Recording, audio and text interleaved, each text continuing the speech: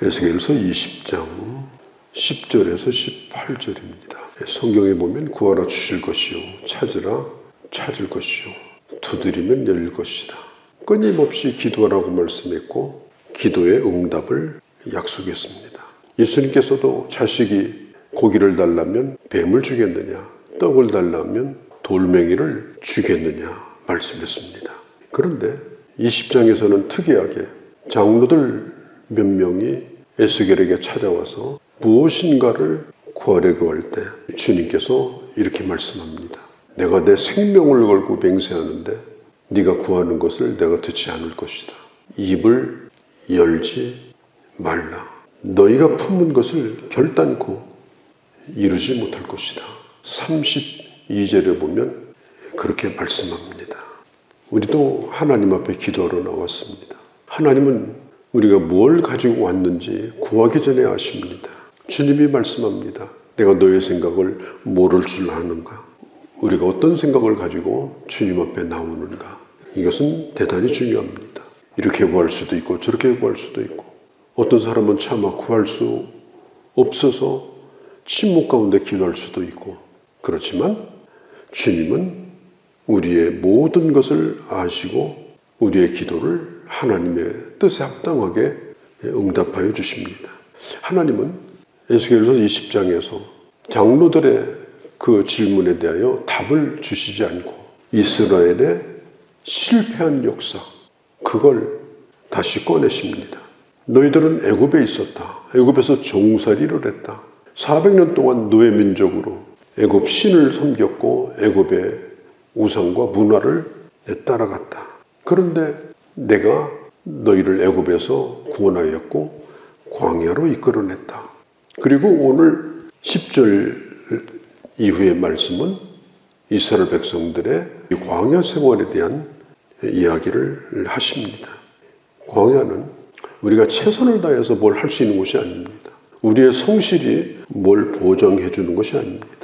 내가 뭘 잘하는, 내가 가지고 있는 재능이나 내 힘을 증명할 수 있는 곳이 아닙니다. 광야는 전혀 그런 곳이 아닙니다. 하나님의 은혜로만 살아야 됩니다. 아침부터 눈 뜨면 하나님이 주시는 곳으로 식사를 하고 주시는 물로 마시고 내가 스스로 또 길을 갈 수도 없어요. 구름이 인도하는 대로, 불이 인도하는 대로 그 길을 가야 되는 것이 바로 광야입니다. 광야는 내가 어떤 것을 성취해가지고 내가 쌓은 것을 가지고 나올 수 있는 그런 곳이 아니고 광야는 훈련소입니다. 젊은이가 훈련소에 가서 훈련을 받습니다. 거기는 자기 잘난 것을 자랑하는 데가 아니에요. 아, 내가 뭐 사회에서 이런 걸 잘했는데 내가 누구인 줄 알고 다 소용없습니다. 군인이 되는 장소입니다. 신명기서 8장 3절에 보면 이렇게 말씀합니다. 이제까지는 너희가 떡으로 살았지만 이 광야 생활 가운데서 네가 분명하게 해야 될 것이 뭐냐? 이제는 사람이 떡으로 사는 것이 아니라 하나님의 말씀으로 산다.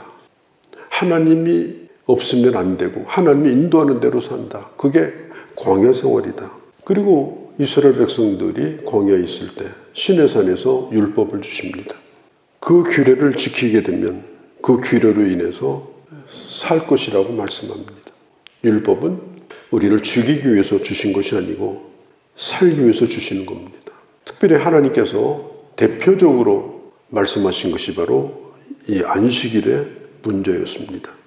12절에 보면은 이렇게 말합니다. 내 안식일을 주어서 그들과 나 사이에 표징을 삼았다.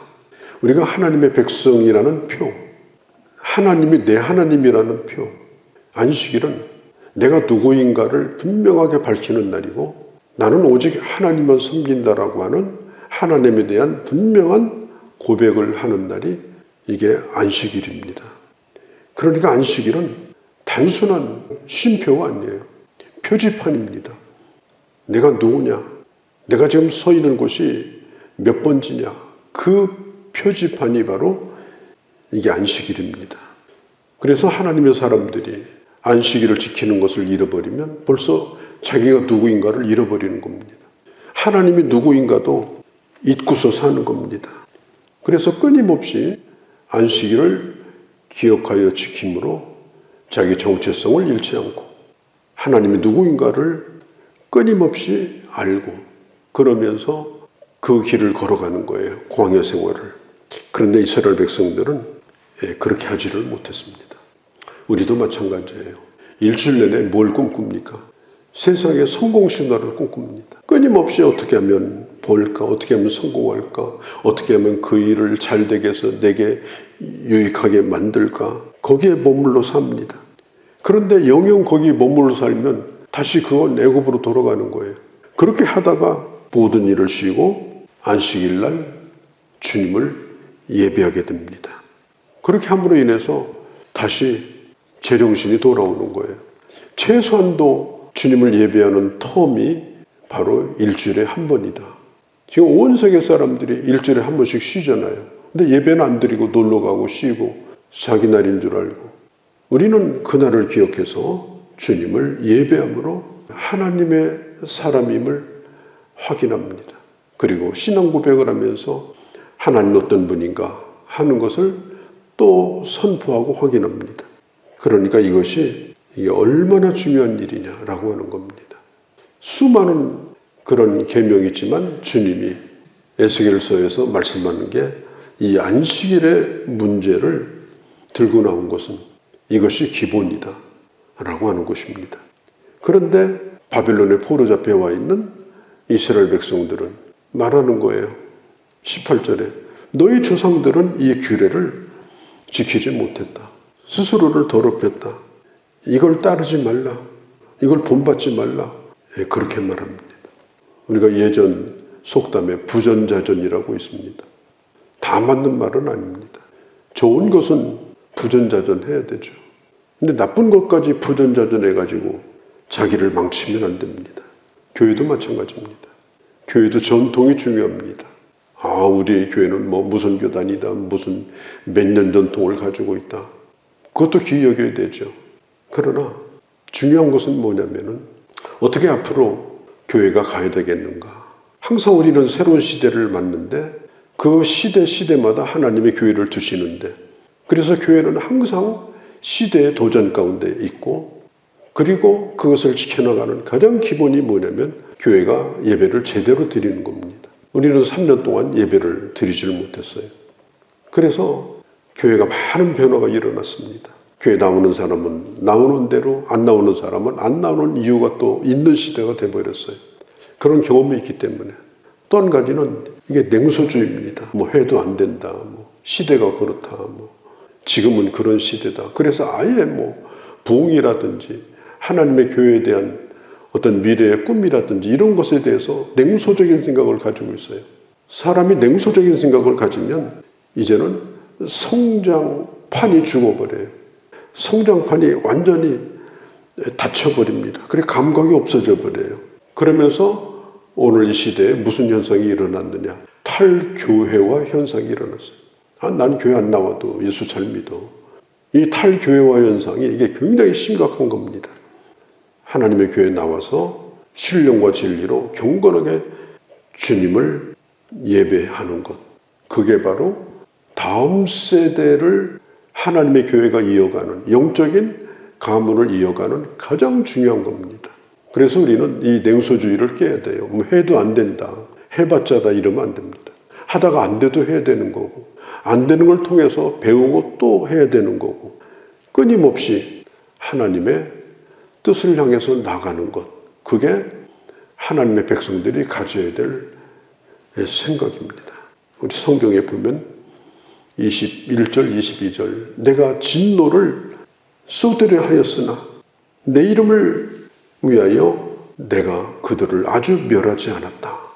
그렇지만 23절, 24절 흩어지는 고통을 경험하게 되었다. 하나님께서 아주 버린 건 아니지만 지금 포로 잡혀온 겁니다. 바벨론에. 그것은 이스라엘 백성들이 잘못한 결과입니다. 그런데 우리는 이런 생각을 합니다. 하나님이 오래 참으시는 것을 난 이렇게 해도 괜찮다라고 허락해 주는 거라고 생각을 합니다. 아닙니다. 25절, 26절 이게 아주 어려운 구절인데요. 그러므로 내가 그들을 옳지 아니한 율례를 주며 규례를 주어 그것들을 지키지 못하게 하였고 그들의 모든 처음 난 것을 불에 지나가게 하였나니. 이 말씀을 가만히 보면 하나님께서 일부러 이스라엘 백성들이 죄를 짓도록 그렇게 한 것이 아닌가. 66권 전체 가운데 오늘 이 본문을 보아야 되는 거예요. 하나님이 무슨 마다들을 제물로 바치라, 불태워 바치라 그렇게 하라고 시킨 것이 아닙니다. 그것은 그들이 그렇게 한 거예요. 다만 하나님께서 그걸 막지 않으신 겁니다. 적극적으로 막지 않고 그냥 두셨어요. 그것을 뭐라고 그래요? 내버려두는 심판. 이렇게 말합니다. 내버려두는 심판. 유기적 심판. 유기한다는 말이에요. 유기적 심판. 넘어서 1장에 보면 하나님께서 내버려 두셨다. 그렇게 말합니다. 반복해서 나오는 말씀이에요. 심판 가운데 무서운 심판이 뭐냐? 내버려 두는 거예요. 그냥 네 멋대로 살라. 그러면 계속해서 쌓이는 겁니다. 쌓이고 또 쌓입니다. 그래서 결국은 자기가 선택한 그 열매를 먹게 하는 것. 결론은 하나님의 심판입니다. 25절, 26절 하나님은 악을 행하게 하는 분이 아니라 악을 행할 때 그냥 두시는 경우도 있다. 그러나 그것은 결론은 하나님의 심판이다 라고 하는 겁니다.